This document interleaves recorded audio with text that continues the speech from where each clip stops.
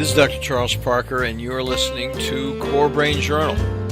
It's a place where I connect both fresh discoveries and interesting different perspectives from advanced mind science with the realities of real people and everyday life down on Main Street. Well, welcome aboard, folks. Here we are, Dr. Charles Parker, one more time at Core Brain Journal, and we have a very interesting guest right in line with a very hot topic that we talk about very often here. We've got a whole VETS page on stress and combat stress. We just had a very interesting interview with a psychiatrist who talked about chronic traumatic encephalopathy with Hemingway's brain.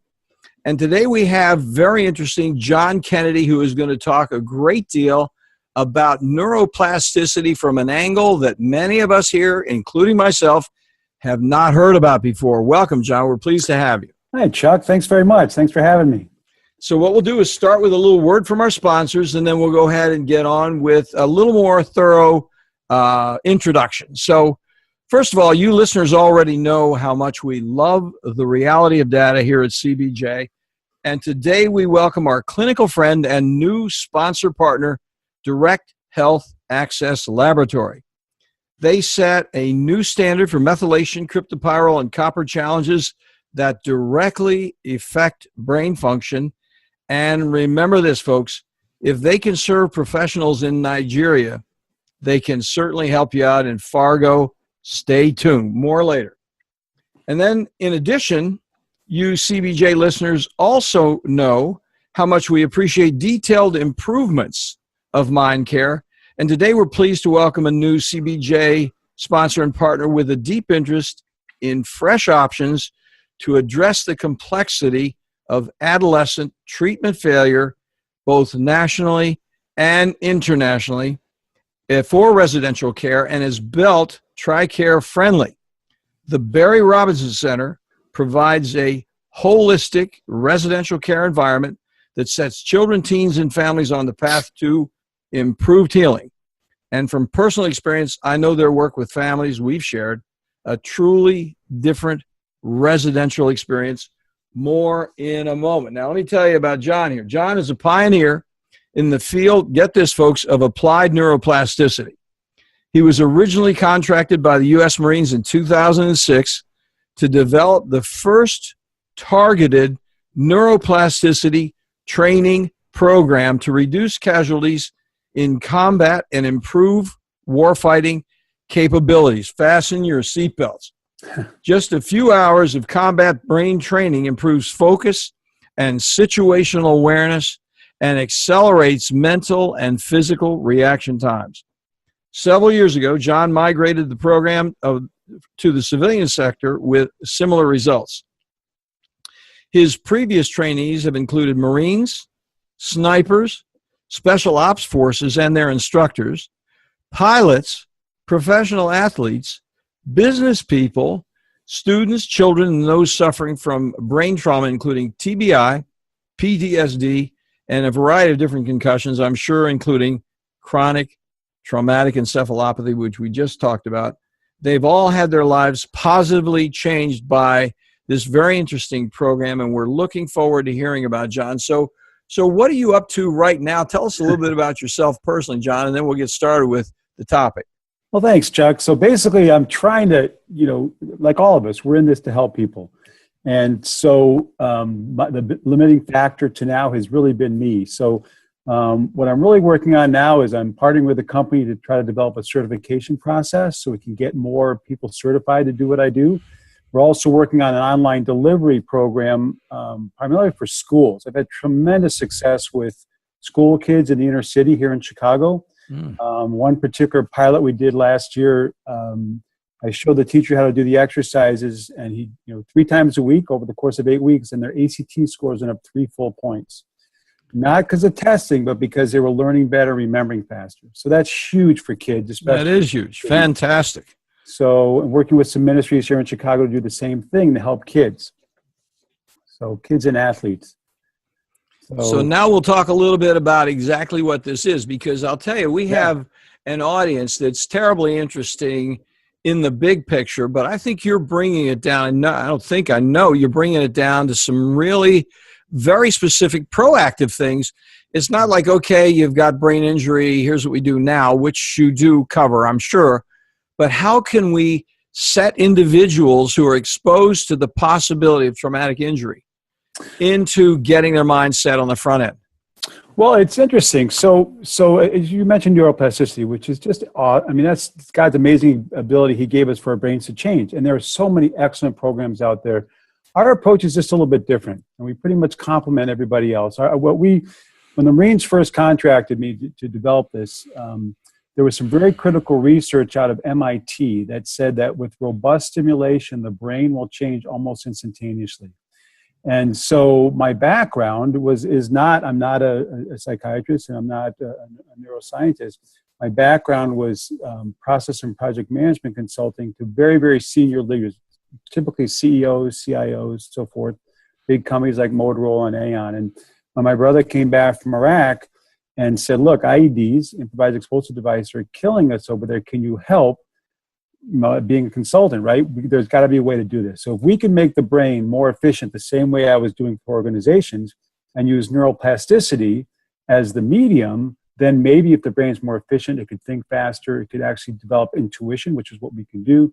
We found out afterwards, but the problem is you get in the Marine Corps, right? And they're not sitting around, like, okay, let's schedule some meetings. It's like, man, you got to embed with these guys for 3 months to develop the program, which was the most amazing experience for me. I love the Marines. Some of those guys are still my best friends.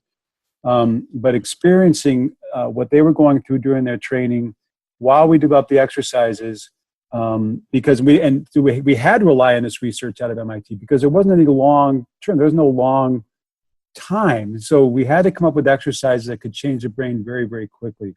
The results actually were far beyond what we thought. We actually, I asked for my pilot platoon to be the worst platoon in the battalion, and phenomenal guys, but they'd really struggled. They'd lost 16 guys a cycle before. So a lot of PTSD, some depression, 3 guys that tried to commit suicide. 3 months later, they were the best performing platoon in the battalion. And then the following month, when they went to their final pre-deployment training in California at Mojave Viper, at 29 Palms, the instructor said it was the best performance he'd ever seen. So dramatic improvements, and just really, really incredible. But that was the very genesis of this. And since then, it's been 10 years of continuous improvement, continuous research, and just trying to take advantage of the fact that with robust stimulation, the brain will change almost instantaneously. Well, this is interesting. Now let's take a moment because there are some acronyms here. Okay. And we get with brain studies and core brain, we're doing acronyms all the time. And the acronym, which was introduced to me when I was reading your material here, is CBT. Right. And so let's break CBT down for those innocents like myself. So we know we're talking about CBT. And then let's talk about how you do it a little bit, if you don't mind. Sure, absolutely. Well, CBT, and so that's why what I've realized as I expand it, most people think of CBT as cognitive behavioral therapy, which is very different. I call it CBT because which stands for combat brain training, because basically that's the genesis of this. It was Marines, and then SEAL snipers and those guys pre-deployment, right? We needed to get them at their peak because they have the best training, they've got the very experienced, but that missing component really is mental processing efficiency, and that's the piece that we provided. So initially it was developed to help, guys stay alive and perform better in combat. What happened, we found, was when they came back, you doing the same exercise, it significantly accelerated their recovery from TBI and PTSD and so forth. And so everything kind of around combat. So that's where that name came from. But as you mentioned before, the real program is targeting neuroplasticity training to specific parts of the brain that we want to perform better. Now, do you evaluate that on the front end, John? Do you actually pre-select people with certain troubles and have them do certain techniques based on those troubles? Or do you have kind of a larger picture? How does all that work? That's a great question. So basically, it's kind of a yes and no answer, right? So So our brains work the same. So believe it or not, the same exercise I use for a Navy SEAL, I use for a fourth grader with learning disabilities. Fantastic. Interesting. And the key is a robust stimulation. I'm sure your readers have heard of Lumosity and some of those digital luminosity. Yep. And as you know, probably they were fined by the FTC for false advertising. And the reason is that digital interface is not powerful enough to change our brains. Robust stimulation requires all parts of our brain, our eyes, ears, our mouth, our hands, our legs. I don't know if you've ever seen there's a diagram called the homunculus. And basically it's a graphic representation about how our brain sees us. The parts of the body that with the most connections to the brain look larger. And so we need to incorporate as many of those as possible, anything we do, to really physically stimulate the brain. You know, another thing, I don't know if you had speakers on about this, but there's another big concern now about that digital interface, especially with kids, developing something called digital dementia. And they found in studies that kids that are exposed to that digital screen too young and for too long, by their early 20s, are already starting to exhibit signs of dementia. So we do not want, we want to get away from the screen as much as possible. But yeah, we got to engage all parts of the brain. That's very interesting. I'm sure people will be excited to hear about that. So then when you say engage, and when you talk about the complexity and the comprehensive nature of what you do, the question still comes down to, do you do it in sections? Like you do hands first and then eyes, or you do eye, hand? How does all that work? Actually, we do the brain first. So we start out by just having a series of symbols that you have to identify. And that actually improves executive function, because executive function is the key to everything. We then start to integrate patterns, and pattern recognition is another huge skill. It determines our ability to learn, to remember. For athletes, it's huge, your patterns, the opponent's patterns. And then we start to integrate, make them harder, which requires focus, right? So focus naturally improves. It's great for kids with ADHD, because we found is if you consciously try to focus, your brain will wander. But if you give the brain a very simple task that requires focus, naturally focus will improve. So we make the brain faster. I mean, processing speed is huge, especially as you know, people suffering from traumatic brain injury. Processing speed is one of those symptoms that's so debilitating. So we can significantly improve processing speed. And then we integrate the hands. When you integrate the hands, you're integrating the proprioceptive parts of the brain, right? So we're getting the movement parts in. We're balancing the brain. And then especially for athletes and for kids, we integrate the feet as well. So when the feet, the hands, the brain is all moving at the same time, trying to execute on these symbols, it really, really creates that robust stimulation that makes the brain change fast. It's interesting. Do you do it with a computer? Do you do it from papers on a table? Do you do it stand on your head activity kind of things? Well, no, Greg, but actually we don't use a computer, and that's the key, right? The problem is with the computer screen, it's two-dimensional. It's just way too shallow to stimulate the brain. So we do use paper. We use objects. We use things that are actually tangible that you have to hold and look at. I mean, you probably have studied this as well, but even reading a book uses more of the brain than just reading on a screen. Everything we do on a screen is just very, very shallow.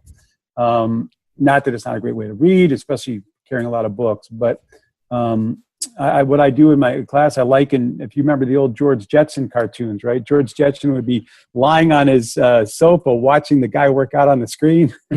Well, that's kind of like doing brain training on a screen, right? Your brain's really not doing a lot of work. You think you are, and you get better at the games. Studies have showed this now for years, but you don't actually stimulate the brain to change. You actually need to have something that's analog.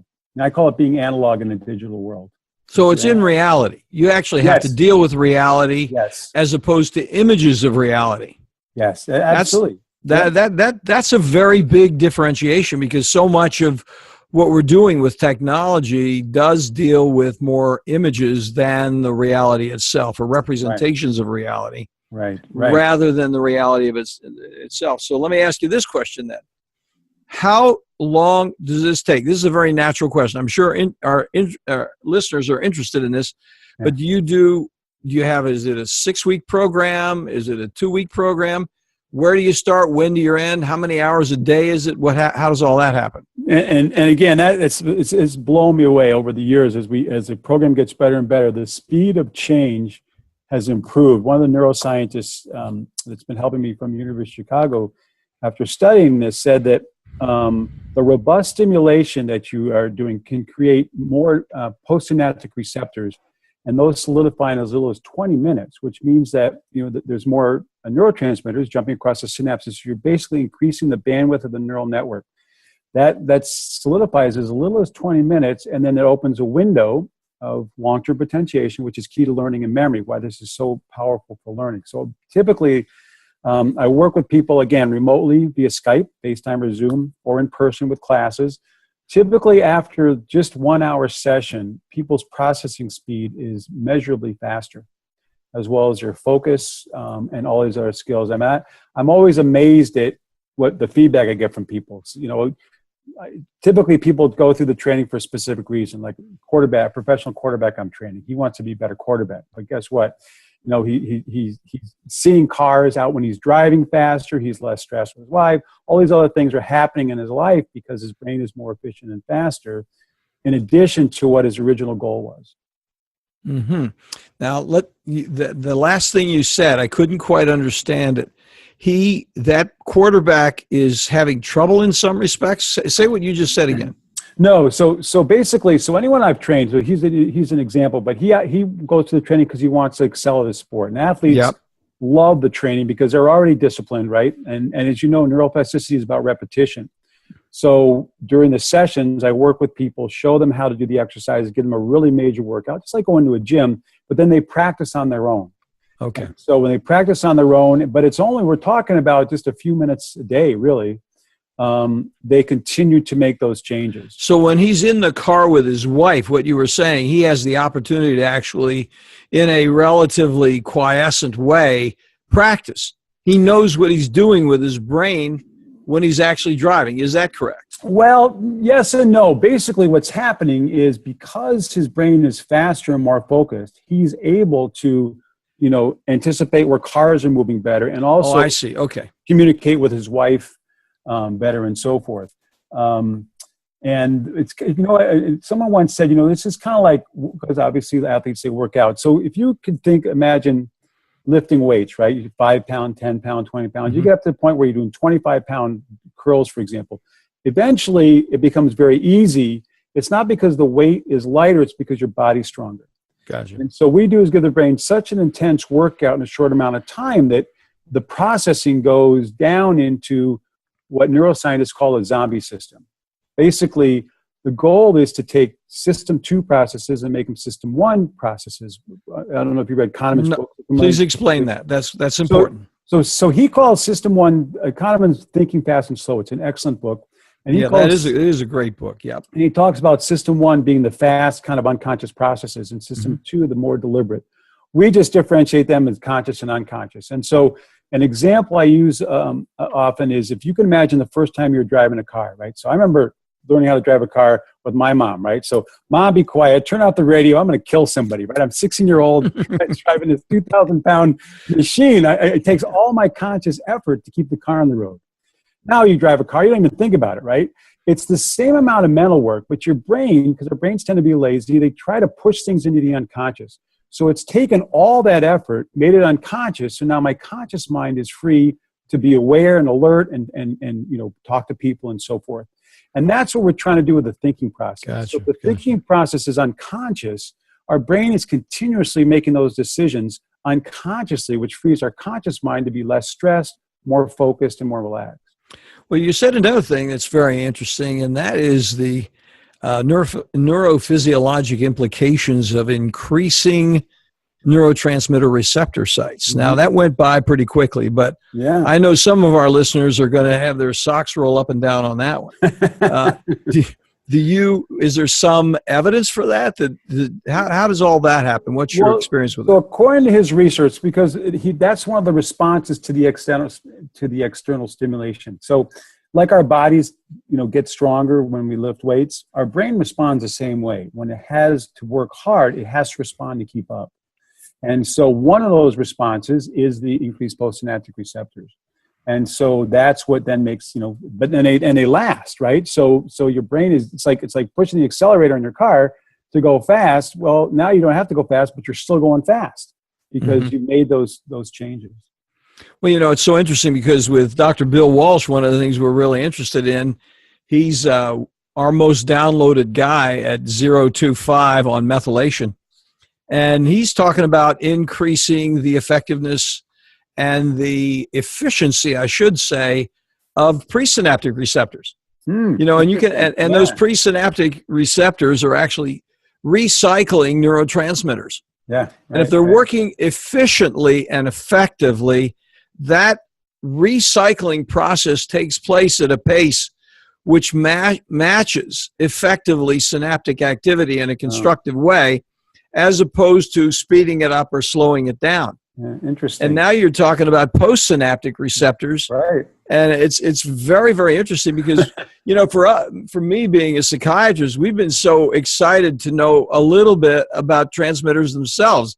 This neurotransmitter can be collected by this medication, but where we are, we're way, way past that. Right. So then tell us an example, if you will.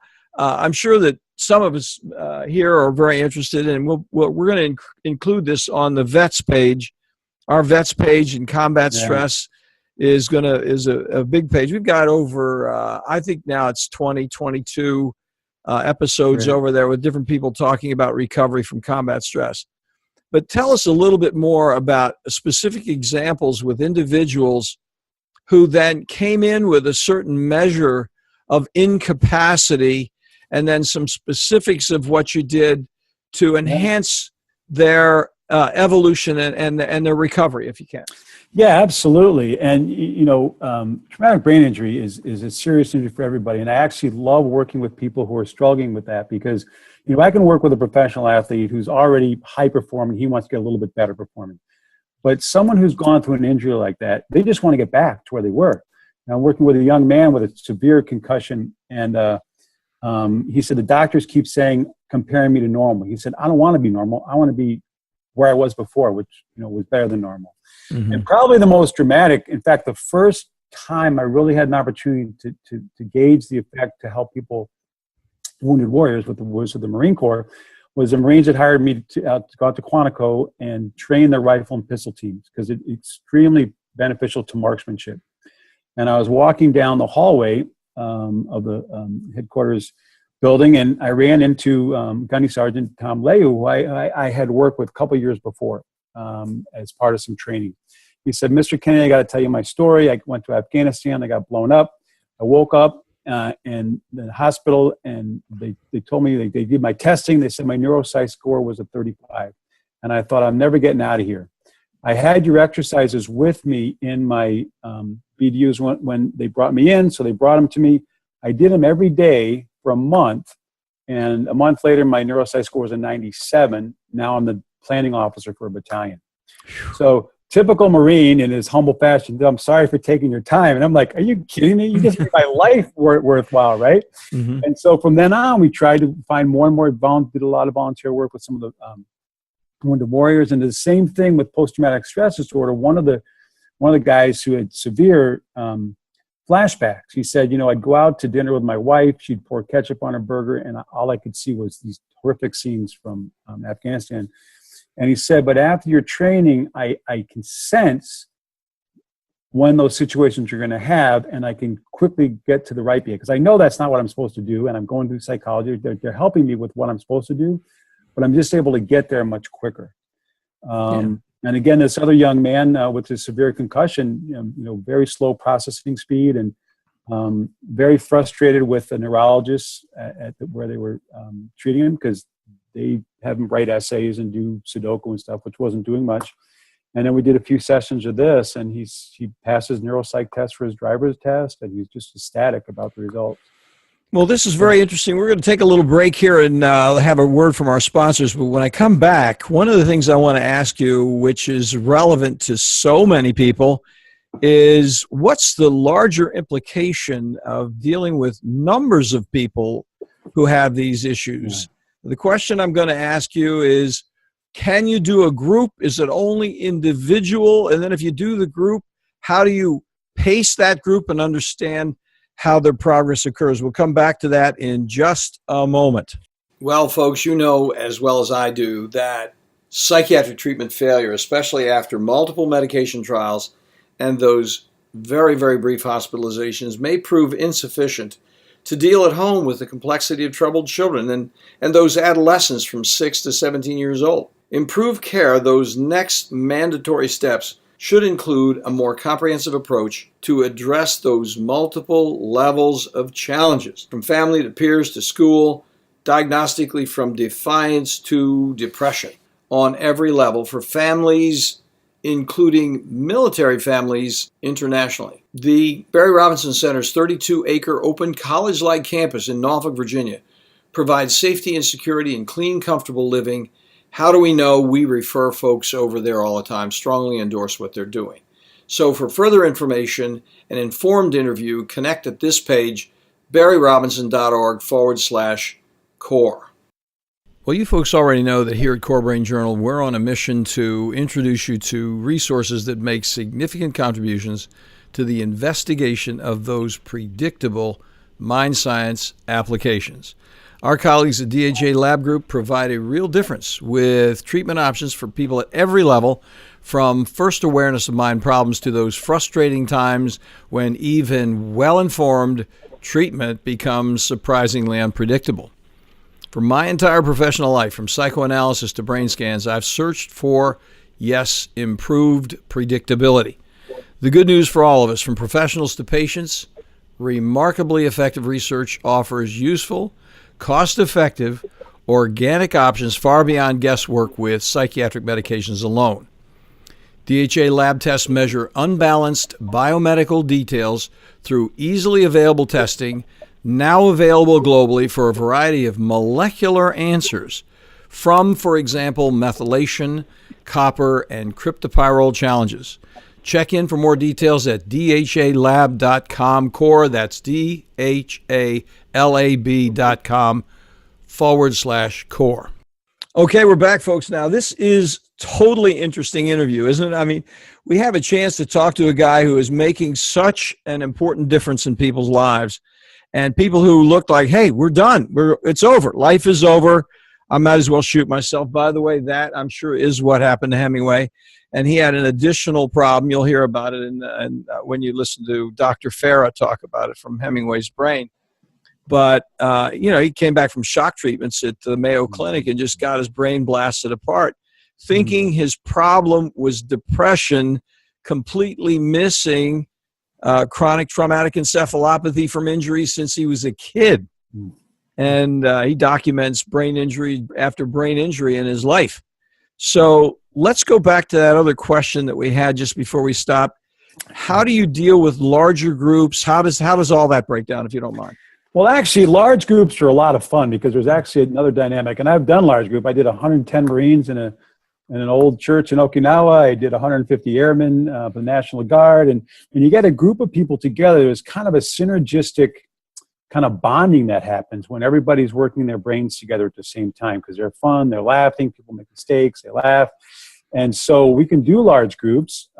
Someday I'd like to have 1,000 people in a room. I don't know how that would work. But because they say everything out loud, right? So it's kind of very energizing when they're going through the process. But you're right. So right now, that's one of the reasons we're trying to develop the certification process to certify other people how to do this, and try to find other ways to, just to get it out there to help more people. It's actually very easy to do. It's something that could be. It doesn't compete with anything else, but it supports things. I've got a marriage counselor in Chicago that wants to integrate it as part of his marriage therapy.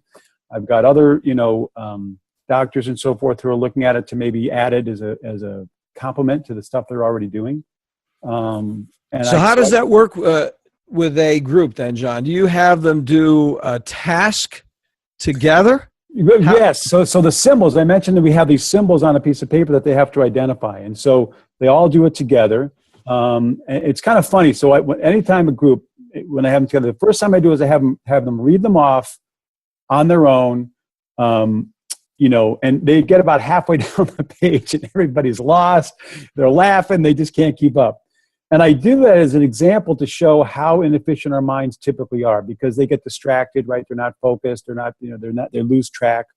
And so after 40 minutes or so, maybe even half an hour, depends on how far we get, because we then break it down into smaller groups of symbols, and we make the brain work harder. We work in intuition. We call it cognitively primed anticipation, where they have to anticipate something changing. We work pattern recognition. It improves their focus. So, 40 minutes later, I have them do the same thing, and they're all together, all on track, and nobody gets lost. So it's a very powerful sign to them that even that hard work is paying off. Now, the key is we call it progressively accelerated cognitive exertion. What happens is if we give the brain, or any of it, we give a task that's too hard, we get discouraged. So we lead them through the program, and each variation is just slightly harder.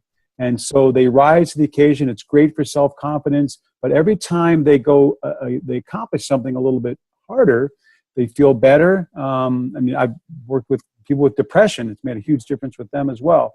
But then they really feel good at the end. They look back and they see how far they've come.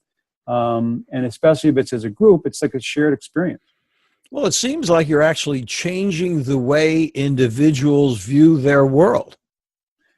You could say that, I guess. Yeah. It's a whole larger thing. Like this is what you thought your world was, but your perceptions were off. This is what your world actually is. And then because you can see what it actually is, then you can deal with it more effectively. Yeah.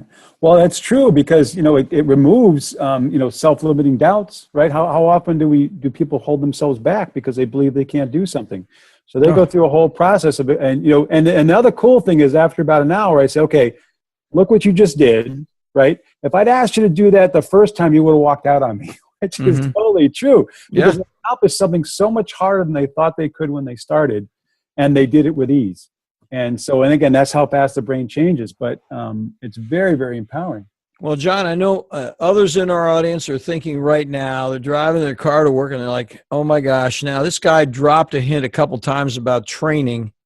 So tell us a little bit about your training protocol. Is it a 1 week training? Can you do it in 3 days on a weekend? Do you have to go somewhere? How does the training take place? That's a great question. So I typically do it offsite, or I do for individuals in small groups, and I've trained some Army officers in the UK, a whole cadre this way. I do it like you are doing with Zoom or Skype or FaceTime. I can do small groups remotely or in person, or small groups for individuals. Larger groups are in person. I've done like corporate retreats. I've done athletic teams and so forth where they'll have me come in and work with them. Now, for an individual, typically we'll do, or even that group of British Army officers, we do a session a week over the course of 6 weeks. And so, and they practice in between. For larger groups, typically we'll do like 2-3 hour sessions. I have done in the past, I kind of discourage a full day of brain training because they get so exhausted. Yeah, right. Exactly. Ouch. It's better to do that. But another way that works well is integrating it into something else. So if they're at a class, like an offsite class for something else, and we start with some brain training, and we interject a couple hours over the course of that time, they'll remember what they're doing actually, and they'll learn it faster as well. So it's very flexible that way. This is so terribly interesting. You don't know this about me, but one of the songs that I've been singing so vocally for a long period of time is the concept of cognitive anxiety that is so abundant with individuals who suffer with executive dysfunction. Yeah. And so what happens is and you said it a moment ago so articulately, they can't make their minds up because they can't sort through the material, and they have an unmanageable cognitive abundance that keeps them from getting down to sort it out and make that selection. I think you've got a whole nother job with dating sites here, You can say, forget meet me for lunch. This is a whole different thing. It's funny you mentioned that. I did a group. I did like an hour kind of a session to this group in Chicago, whatever. And I said, tell me what you think, whatever. It's kind of a promo thing. And I got this email from this young man. He goes, I'm the shyest guy in the world. But on the way back, I stopped in this bar. There was a young lady there. I started talking to her. I was reading body language. I felt great. I got her number. I'll take credit for that, but you never know, right? So yeah. You could. It's a whole side job. I keep thinking about a side job of talking to hairdressers for the same reason. Yeah, because hairdressers do so much psychotherapy. They do. Right? If we could just get the hairdressers of the world trained properly, think of what the positive effect of society it would be. It'd great idea. There's your Shark Tank moment right there. Yeah, right.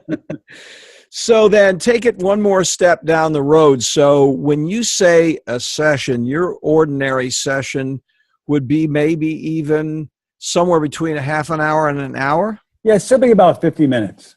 50 minutes, I got yep. you. And the very first one, I do an assessment, but I get all their information, their goals and so forth. But typically, I can observe them by how they perform the exercise, and that provides a customization going forward. Because all of us really have a different makeup of kind of our ability to process in some very specific areas, specific ways, and that mix determines our performance. And so if we have weaker mental processes, remember I'm a process guy, right? My background, so I look at everything in terms of processes. So we have weaker processes. Our stronger ones will compensate. So some of these processes are our ability to recognize shape, our ability to executive function, pattern recognition, analysis, synthesis, and so forth. And so we just work the areas where they're weakest, and they get the biggest improvements fastest. Sounds very interesting. Another thought that occurred to me would be one of the things that we see happen regarding cognitive dissonance in an individual's development academically are changes in the landscape. Yeah, right. Academic landscape. So 6th grade is a big transition year because they lean on them more, and there's more dissociation because you're not in a single class oftentimes. My thought, just with what you're talking about, it's kind of exciting thinking about make it a prerequisite for junior high. Yeah, absolutely. And then make it a prerequisite for high school. Yeah. And then have it as a senior executive class the last half of the senior year before you go off to college. No, that'd be absolutely right. And another area where we're actually working in transition, because you mentioned vets, is we have some initiatives out there right now to help in the vet transition center process, because that's huge, right? To go from the military to the civilian world, especially have some issues, and that's a huge area where it can help transition. Well, and here's where you can get into the tribes concept, and Sebastian Junger has talked about this in his book, Tribes. He's written about coming back. He's the guy that wrote The Perfect Storm. Very articulate, spent some time in the woods with the guys, and came back, and he talked about how shocking it was to come back into this relative disorganization associated with our society, and the confusion that occurred after the training and the increased awareness, perhaps not in the formal training that you would be encouraging and participating in, but certainly you have increased awareness. If you're going to die over there, you're going to be really paying attention. And who your friends are darned important. Come back and the whole thing goes into 52 pickup, and a lot of people just become overwhelmed by the change of that reality, apropos of what you were just saying. Right. Absolutely.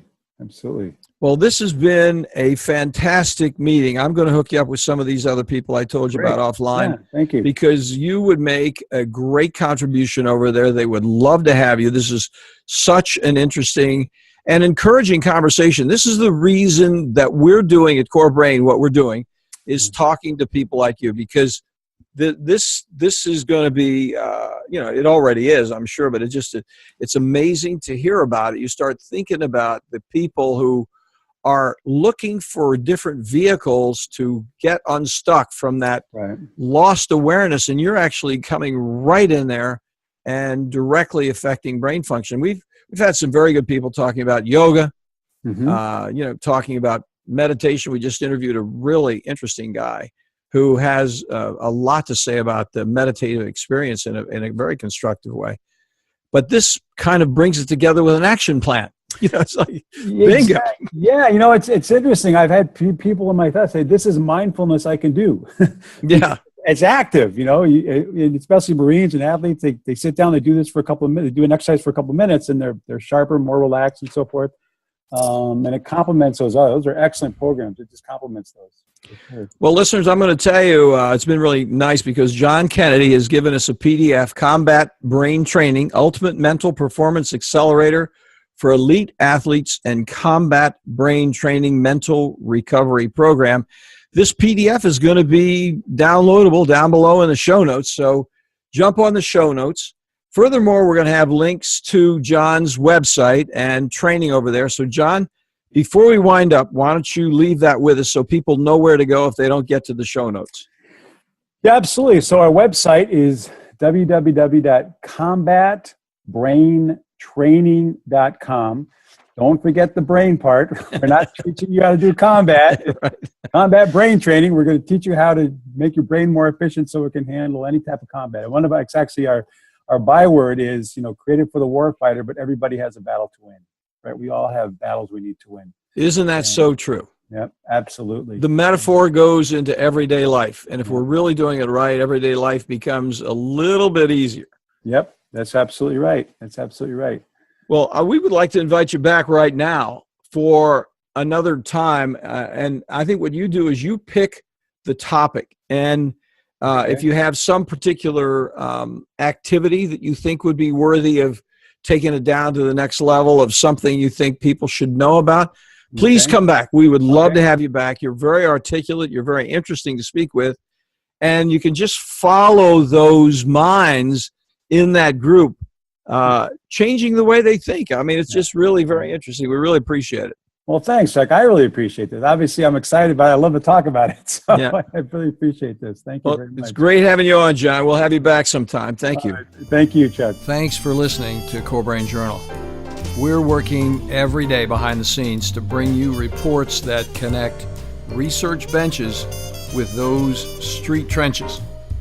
Here we share the complexity of mind science because, as you know, details really do matter. One of the most pervasive, misunderstood challenges is how commonplace medications, like those written for ADHD, are used so regularly without clear guidelines. If you think you'd like more specifics, take a minute to download my 2-page PDF packed with video links and references on the absolute essentials of how to start ADHD medications. They're easily available at corebrainjournal.com/start. Thanks for listening. Do connect and stay tuned. Together we can make a difference.